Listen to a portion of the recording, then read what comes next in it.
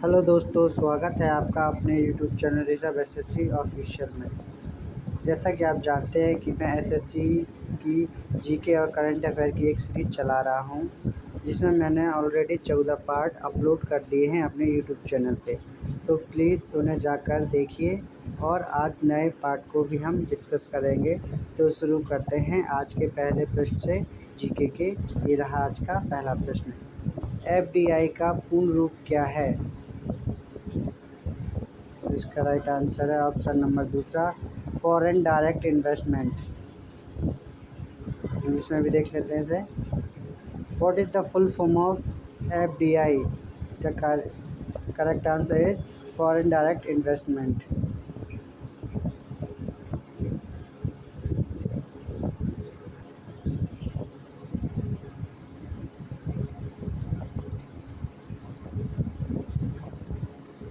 आगे बढ़ते हैं अगले प्रश्न की ओर। प्रश्न नंबर दूसरा, किस स्थिति में मजदूरी और कीमतें एक दूसरे का बहुत तीव्र गति से पीछा करती हैं? तो इसका राइट आंसर है ऑप्शन नंबर चौथा, अतिस्फीति।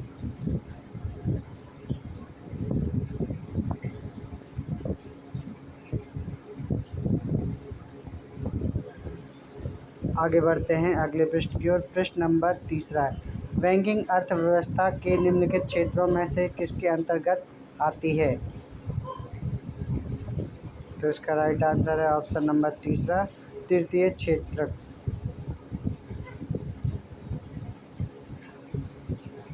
बैंकिंग तृतीय क्षेत्र के अंतर्गत आती है।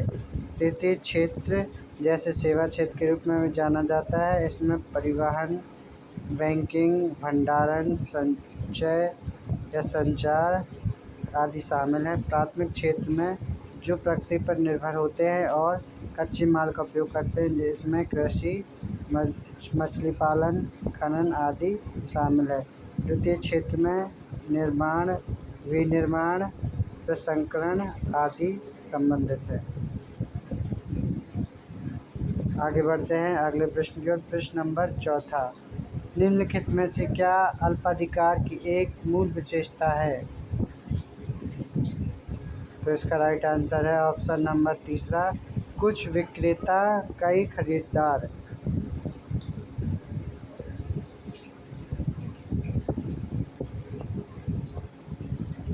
आगे बढ़ते हैं अगले प्रश्न की ओर। प्रश्न नंबर पाँचवा, पाँचवीं पंचवर्षीय योजना का मुख्य उद्देश्य क्या था?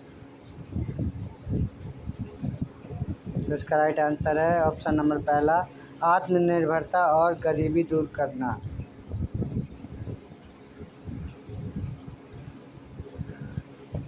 गरीबी दूर करना और आत्मनिर्भरता की उपलब्धि पाँचवीं पंचवर्षीय योजना का मुख्य उद्देश्य था। यह 1974 में शुरू हुआ और 1989 में जाके 1979 में समाप्त हुआ। आगे बढ़ते हैं अगले प्रश्न की ओर। प्रश्न नंबर 6, सरकार का वह रूप होता है जिसमें शासक जनता द्वारा चुने जाते हैं। तो इसका राइट आंसर है ऑप्शन नंबर तीसरा, लोकतांत्रिक।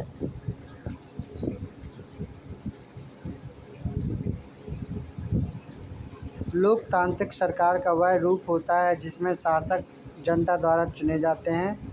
एक तंत्र सरकार वह सरकार होती है जो पूर्ण शक्ति वाले एक व्यक्ति द्वारा नियंत्रित होती है। राजकीय या राजतंत्र वह होता है जिस पर एक राजा का शासन होता है, जो आनुवंशिकता और प्रधान के रूप में कार्य करता है। सत्तावादी सरकार वह होती है जो प्राधिकरण और सीमित राजनीतिक स्वतंत्रता के साथ अंधे प्रस्तुतिकरण की विशेषता है।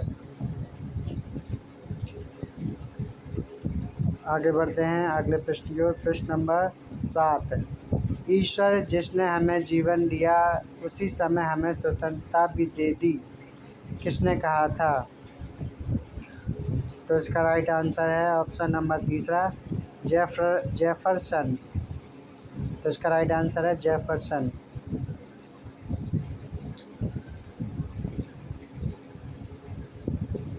आगे बढ़ते हैं अगले प्रश्न की ओर। प्रश्न नंबर 8, पितृसत्तात्मक या पितृसत्तात्मक समाज क्या है?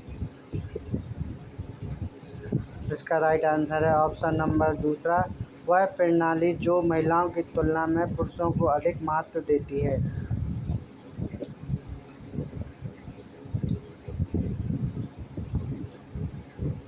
आगे बढ़ते हैं अगले प्रश्न की ओर। प्रश्न नंबर 9, राज्यसभा के सदस्य कितने वर्षों के लिए चुने जाते हैं? तो इसका राइट आंसर है ऑप्शन नंबर चौथा, 6 वर्ष। राज्यसभा के सदस्य 6 वर्ष की अवधि के लिए चुने जाते हैं। राज्यसभा एक स्थायी सदन है और कभी भंग नहीं होती है। हालांकि राज्यसभा के 1/3 सदस्य हर दूसरे वर्ष के बाद सेवानिवृत्त हो जाते हैं। सदस्यों की संख्या 250 से 238 से अधिक नहीं होनी चाहिए, जो केंद्र शासित प्रदेशों और राज्यों का प्रतिनिधित्व करती है, और 12 राष्ट्रपति द्वारा नामित होते हैं। राज्यसभा विघटन के अधीन नहीं है और यह एक स्थायी निकाय है। राज्यसभा का पदेन सभापति भारत का उपराष्ट्रपति होता है। प्रधानमंत्री सदन का नेता होता है और वरिष्ठ मंत्रियों की नियुक्ति करता है। आगे बढ़ते हैं अगले प्रश्न की ओर। प्रश्न नंबर 10, राष्ट्रपति की किस क्षमा शक्ति के तहत दंड के स्वरूप को बदले बिना दंड की अवधि कम की जाती है? तो इसका राइट आंसर है ऑप्शन नंबर दूसरा, परिहार।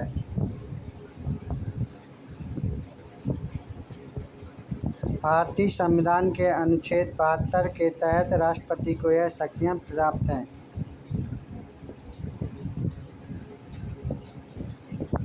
आगे बढ़ते हैं अगले प्रश्न की ओर। प्रश्न नंबर 11, भारत के राष्ट्रपति पॉकेट वीटो के तहत किसी विधेयक को कितनी अवधि तक अपने पास विचार के लिए रख सकते हैं?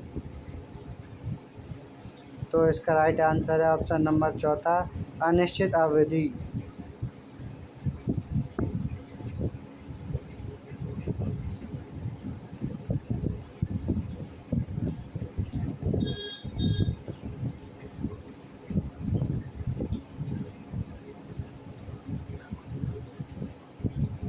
आगे बढ़ते हैं अगले प्रश्न की ओर। प्रश्न नंबर 12, राष्ट्रपति का पद कितनी अवधि के लिए रिक्त रह सकता है? तो इसका राइट आंसर है ऑप्शन नंबर पहला, 6 महीने। राष्ट्रपति का पद 6 महीने या 6 महीने से अधिक तक रिक्त रह सकता है।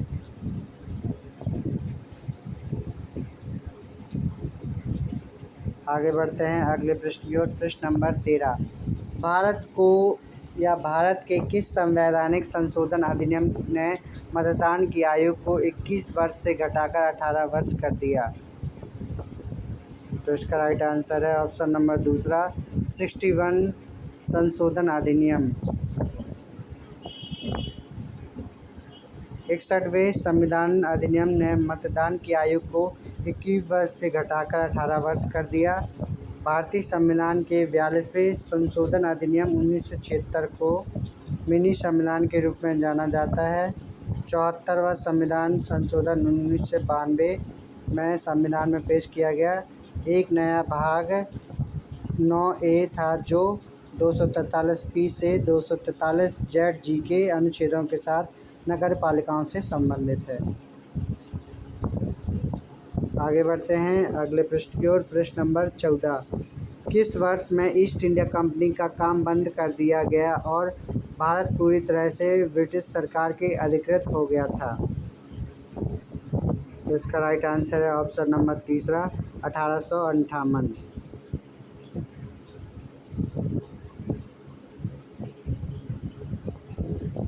आगे बढ़ते हैं अगले प्रश्न की ओर। प्रश्न नंबर 15, किस स्थान पर हड़प्पा काल के रथ की एक मूर्ति पाई गई थी? तो इसका राइट आंसर है दैमाबाद।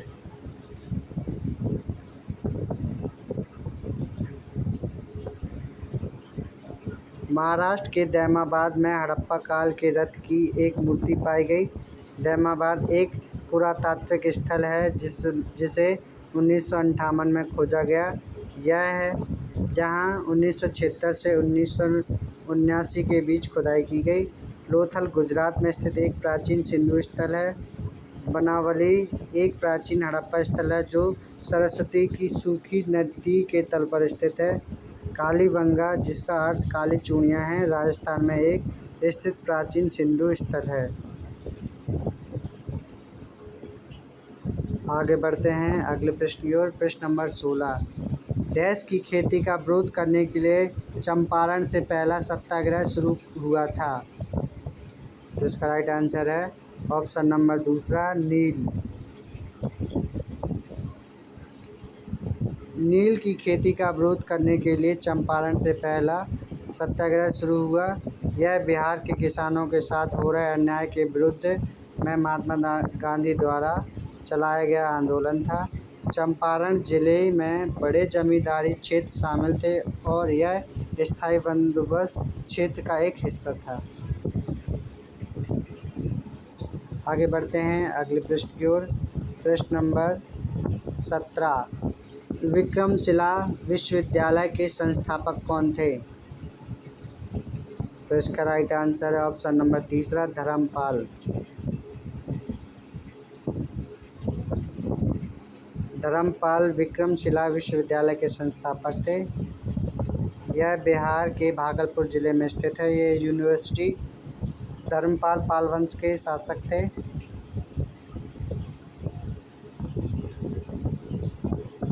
आगे बढ़ते हैं अगले प्रश्न की ओर। प्रश्न नंबर 18।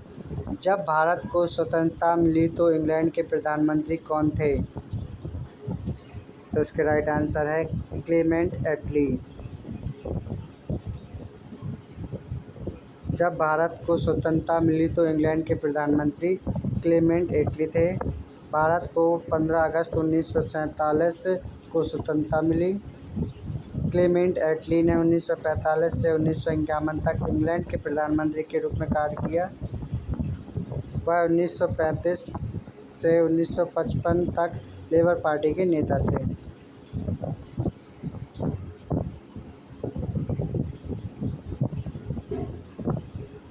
आगे बढ़ते हैं अगले प्रश्न की ओर। प्रश्न नंबर 19। निम्नलिखित का मिलान कीजिए, पर्वत और महाद्वीप। तो कौन सा पर्वत कौन से महाद्वीप में है, इसका मिलान करेंगे।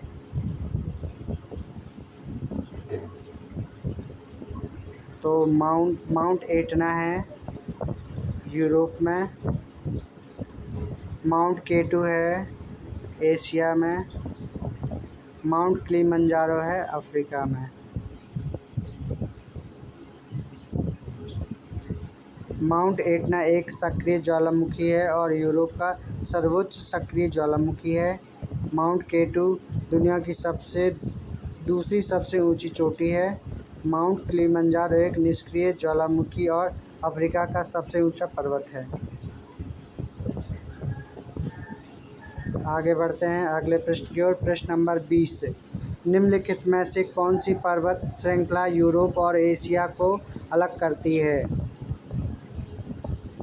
तो इसका राइट आंसर है ऑप्शन नंबर तीसरा, यूराल पर्वत श्रृंखला। यूराल पर्वत श्रृंखला यूरोप और एशिया को अलग करती है। यूराल पर्वत कारा सागर से कजाकिस्तान की सीमा के साथ कजाक मैदान तक फैला है। यह लगभग 2500 किलोमीटर तक फैली है।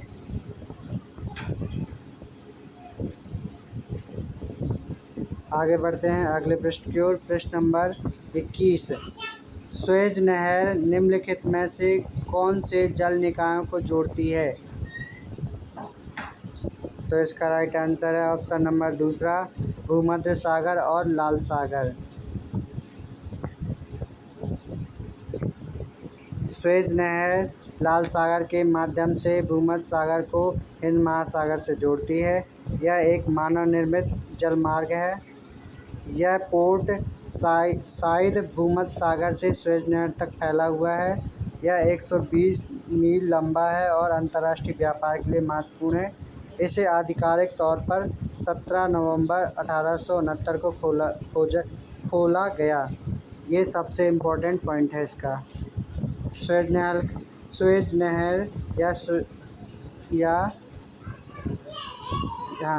नहर को 17 नवंबर 1869 को खोला गया था।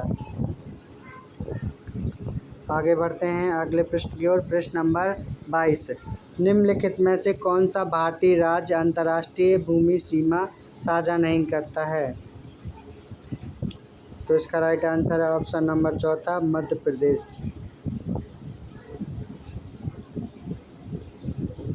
मध्य प्रदेश एक अंतर्राष्ट्रीय भूमि साझा नहीं करता है। यह भारत के मध्य में है।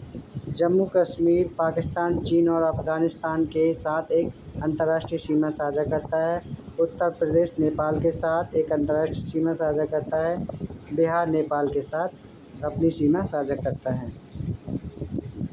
आगे बढ़ते हैं अगले प्रश्न की ओर। प्रश्न नंबर 23, निम्नलिखित में से किस शहर में दुनिया का सबसे ऊंचा या लंबा समुद्र तट स्थित है?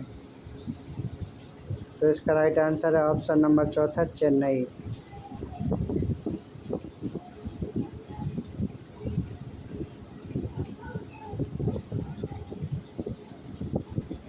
आगे बढ़ते हैं अगले प्रश्न की ओर। प्रश्न नंबर 24, निम्नलिखित में से कौन मानव शरीर के विभिन्न हिस्सों से दिल में ऑक्सीजन रहित रक्त वापस लाता है? तो इसका राइट आंसर है पहला, नस।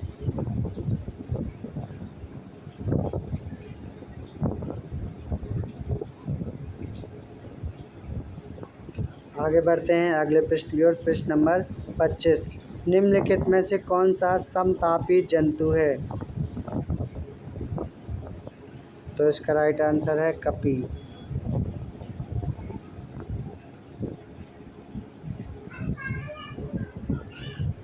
समतापी और असमतापी। समतापी में कपी, बंदर, बिल्ली, चूहा। असमतापी में कछुआ, सांप, मछली, मेंढक आते हैं। कपी एक समतापी जंतु है। समतापी जंतु वे होते हैं जो अपने शरीर की ऊष्मा स्वयं बना सकते हैं। पक्षी और स्तनधारी समतापी होते हैं। असमतापी जंतु वे होते हैं जिनके शरीर का तापमान बाहर के तापमान पर निर्भर करता है। मछलियाँ, सरीसृप और उभयचर सभी असमतापी होते हैं।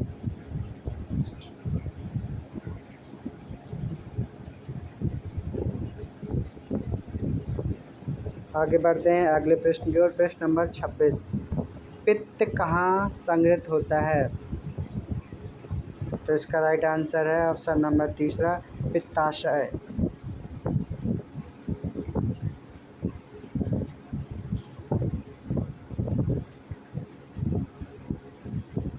आगे बढ़ते हैं अगले प्रश्न की ओर। प्रश्न नंबर 27, निम्नलिखित में से कौन एक संयोजी ऊतक नहीं है? तो इसका राइट आंसर है ऑप्शन नंबर तीसरा, हृदय की पेशियाँ।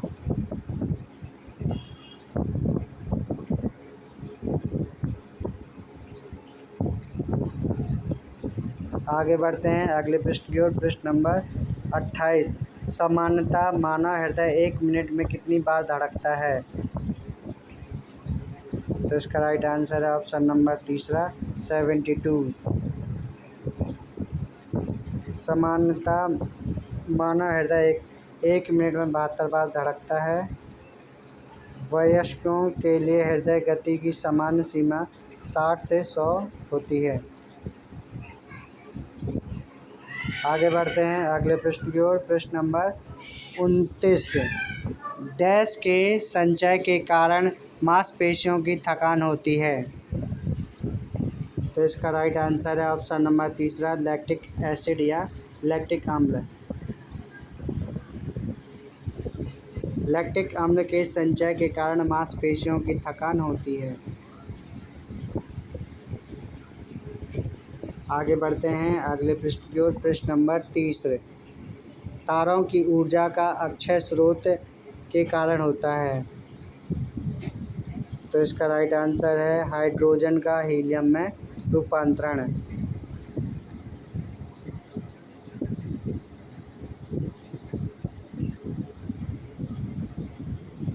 आगे बढ़ते हैं अगले प्रश्न की ओर। प्रश्न नंबर 31, निम्नलिखित में से किस तरंग में सबसे अधिक आवृत्ति होती है? तो इसका राइट आंसर है ऑप्शन नंबर चौथा, गामा किरणें। गामा किरणों की आवृत्ति सबसे अधिक होती है। उनके पास उच्चतम ऊर्जा और सबसे छोटी तरंग दैर्घ्य भी है। रेडियो तरंगों में सबसे कम आवृत्ति और उच्चतम तरंग दैर्घ्य होती है। इन तरंगों का उच्चतम से निम्नतम ऊर्जाओं का क्रमशः है, पहले गामा किरण, फिर आएगी आपकी एक्सरे, फिर आपकी यूवी किरण, फिर दृश्य प्रकाश, फिर अवरक्त विकिरणें और फिर रेडियो तरंग। ये इनका क्या है, उच्चतम से निम्नतम ऊर्जा का एक क्रम है। आगे बढ़ते हैं अगले पृष्ठ की ओर। पृष्ठ नंबर 32। बादलों की रात की तुलना में साफ रातें ठंडी क्यों होती हैं? तो इसका राइट आंसर है ऑप्शन नंबर तीसरा, विकिरण।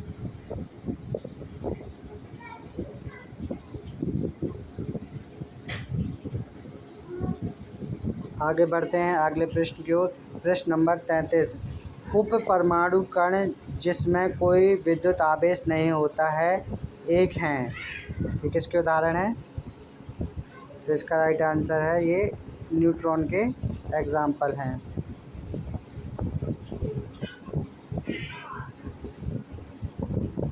परमाणु किसी भी तत्व का सबसे छोटा कण जिसमें उस तत्व के सभी रासायनिक और भौतिक गुण होते हैं परमाणु कहलाते हैं।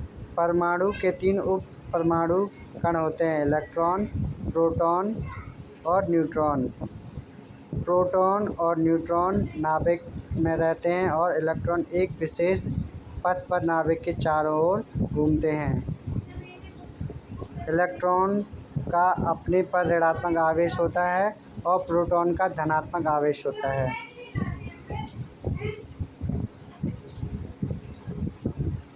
आगे बढ़ते हैं अगले पृष्ठ की ओर। पृष्ठ नंबर 34। डॉट मैट्रिक्स निम्नलिखित में से किसका उदाहरण है? तो इसका राइट आंसर है तो ऑप्शन नंबर तीसरा, प्रिंटर।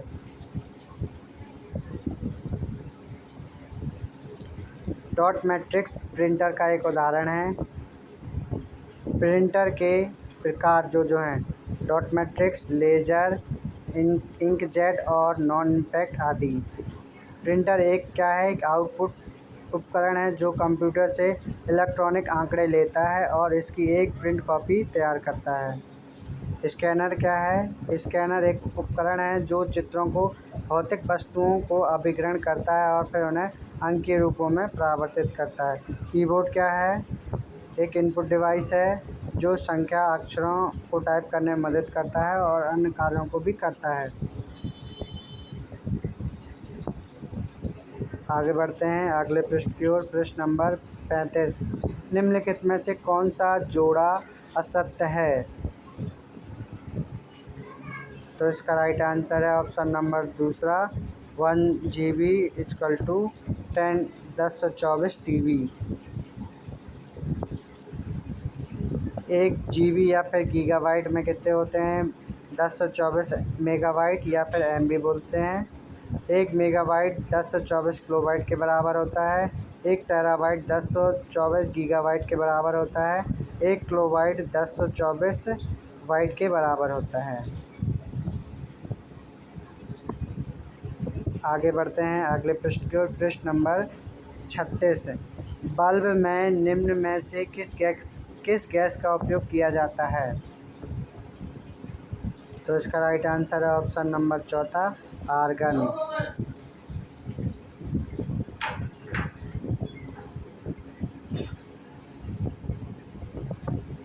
आगे बढ़ते हैं अगले पृष्ठ की ओर। पृष्ठ नंबर 37। क्लोरीन गैस निम्नलिखित में से किसका एक प्रमुख घटक है? तो इसका राइट आंसर है ऑप्शन नंबर दूसरा, आंसू गैस। क्लोरीन गैस आंसू गैस का एक प्रमुख घटक है। आंसू गैस के प्रमुख घटक ओ क्लोरोबेंजाइड मेलोनिट्रिल या CS या फिर W क्लोरोएसिटोफेनोन या CN हैं।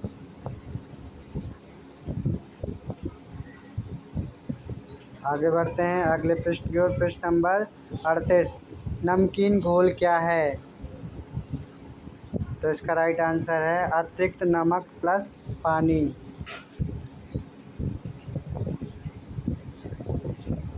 आगे बढ़ते हैं अगले पृष्ठ की ओर। पृष्ठ नंबर 39। पीएच स्केल डैश से स्टार्ट होता है।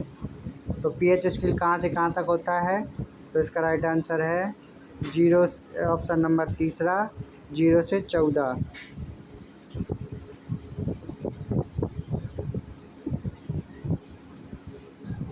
आगे बढ़ते हैं अगले पृष्ठ की ओर। पृष्ठ नंबर 40। निम्नलिखित में से कौन सा मुख्य रूप से सीसा प्रदूषण का कारण बनता है? तो इसका राइट आंसर है ऑप्शन नंबर दूसरा, ऑटोमोबाइल बैटरी। ऑटोमोबाइल बैटरी मुख्य रूप से सीसा प्रदूषण का कारण बनती है। इसमें शीशे के प्रदूषण की सबसे बड़ी मात्रा होती है। शीशे का जो रासायनिक सूत्र है वो है Pb और इसका परमाणु संख्या कितनी है इसकी? 82। आगे बढ़ते हैं अगले प्रश्न की ओर। प्रश्न नंबर 41। मॉन्ट्रियल प्रोटोकॉल का मुख्य उद्देश्य क्या है? तो इसका राइट आंसर है ऑप्शन नंबर पहला, ओजोन परत का संरक्षण। ओजोन परत की सुरक्षा मॉन्ट्रियल प्रोटोकॉल का मुख्य उद्देश्य है। मॉन्ट्रियल प्रोटोकॉल एक अंतर्राष्ट्रीय संधि है जिसे 16 सितंबर 1987 को अपनाया गया था। इसका उद्देश्य पृथ्वी के ओजोन परत के क्षरण में योगदान देने वाले रसायनों के उत्पादन और उपयोग को कम करना। प्रारंभ में 46 देशों द्वारा हस्ताक्षर किया गया था, लेकिन अब लगभग 200 हस्ताक्षर करता हुआ मतलब 200 देशों ने अब इसको क्या कर लिया है, मॉन्ट्रियल प्रोटोकॉल को ज्वाइन कर लिया है। आगे बढ़ते हैं अगले प्रश्न की ओर। प्रश्न नंबर 42। सुपरसोनिक विमान किस परत के पतले होने का कारण बनते हैं? तो इसका राइट आंसर है ऑप्शन नंबर दूसरा, O3 परत है।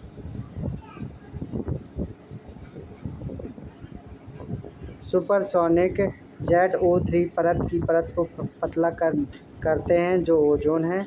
O3 ये किसका है? ये ओजोन का है, ओजोन। ओजोन परत ऊपरी वायुमंडल बनाती है जिसे ओजोनस्फीयर भी कहा जाता है। ओजोन के अणु बचाव और हानिकारक सौर विकिरणों से हमारे ग्रह की रक्षा करते हैं। CO2 कार्बन डाइऑक्साइड है जबकि SO2 सल्फर डाइऑक्साइड है। आगे बढ़ते हैं अगले प्रश्न की ओर। प्रश्न नंबर 43। केंद्रीय विद्युत मंत्रालय द्वारा बिजली आपूर्ति पर वास्तविक समय की जानकारी साझा करने के लिए प्रेषित किए गए ऐप का नाम बताइए। तो इसका राइट आंसर है ऑप्शन नंबर पहला, ऊर्जा मित्र।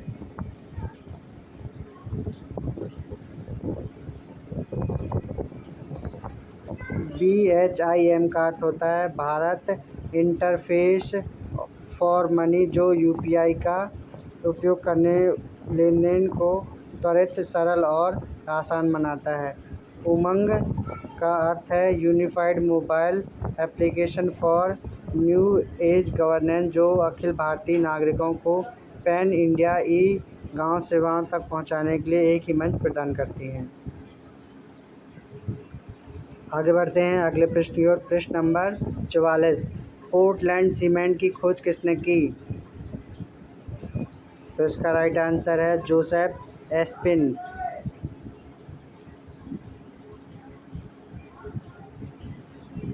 आविष्कारक और वैज्ञानिक और उनकी खोजें। माइकल फैराडे ने क्या किया? विद्युत मोटर। गैलीलियो मार्कोनी ने क्या किया? रेडियो। जोसेफ एस्पिन ने क्या? Portland cement. और आइजैक न्यूटन ने क्या किया था? न्यूटन के गति के नियम दिए। तो न्यूटन के गति के नियम किसने दिए? आइजैक न्यूटन ने। आगे बढ़ते हैं अगले पृष्ठ की ओर। पृष्ठ नंबर 43। नितिन थिमेया किस खेल से संबंधित है? तो इसका राइट आंसर है ऑप्शन नंबर चौथा, हॉकी। नितिन थिमेया का संबंध हॉकी से है। वह एक भारतीय हॉकी खिलाड़ी हैं और फॉरवर्ड के रूप में खेलते हैं। खेल और उनसे प्रसिद्ध व्यक्तित्व या खिलाड़ी: टेबल टेनिस से मनिका बत्रा, मुक्केबाजी से शिवा थापा, क्रिकेट से विराट कोहली, हॉकी से हैं नितिन थिमेया। आगे बढ़ते हैं अगले प्रश्न की ओर। प्रश्न नंबर 46, निम्नलिखित को मिलाइए: मंदिर और उनसे जुड़े हुए धर्म। तो दिलवाड़ा का जो मंदिर है वो किससे संबंधित है? वो जैन धर्म से है। स्वर्ण मंदिर है वो है सिख धर्म से। और तीसरा कमल मंदिर है वो है बहाई धर्म से। और सूर्य मंदिर है वो हिंदू धर्म से है। तो इसका राइट आंसर है ए। दूसरे का है आपका सी।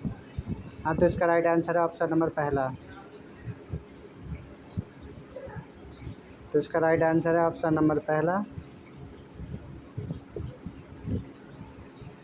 तो जो मंदिर दिलवाड़ा मंदिर है वो कहाँ पे है? माउंट आबू में है। स्वर्ण मंदिर है वो अमृतसर में है। कमल मंदिर है ये दिल्ली में है। और सूर्य मंदिर कहाँ पे है? कोणार्क में। आगे बढ़ते हैं अगले पृष्ठ की ओर। प्रश्न नंबर 47, 8 मई 2017 को किस मुख्यमंत्री को ट्रांसफॉर्मेटिव मुख्यमंत्री पुरस्कार से सम्मानित किया गया? तो इसका राइट आंसर है ऑप्शन नंबर दूसरा, Chandrababu, Andhra Pradesh.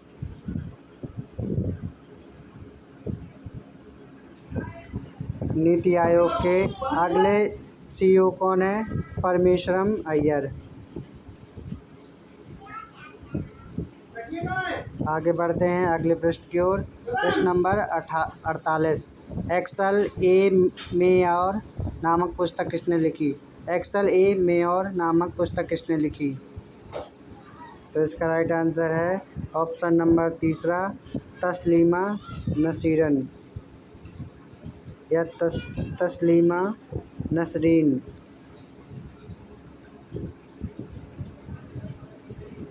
This unquiet land के लेखक हैं Barkha Dutta. The secret life of tigers के हैं वाल्मीकि थापर। एक्सेल ए मेयर जो इसका आंसर है तस्लीम नसरीन।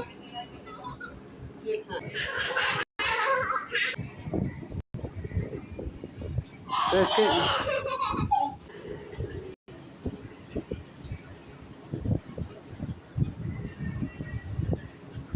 इसी के साथ इस शिफ्ट के हमारे सारे 50 प्रश्न यहीं पे समाप्त होते हैं। फिर मिलते हैं आपसे अगली शिफ्ट में। Thank you. आपको यह सेशन अच्छा लगा हो तो प्लीज़ लाइक करें, सब्सक्राइब करें और कमेंट करके ज़रूर बताएं। Thank you.